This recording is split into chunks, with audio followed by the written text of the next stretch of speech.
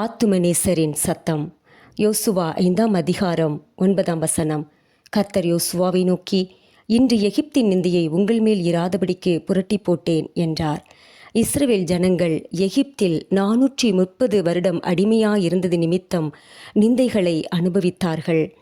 அவர்கள் வனாந்தரத்திலும் 40 வருடங்கள் அலைந்து திரிந்து நிந்தையை அனுபவித்தார்கள்.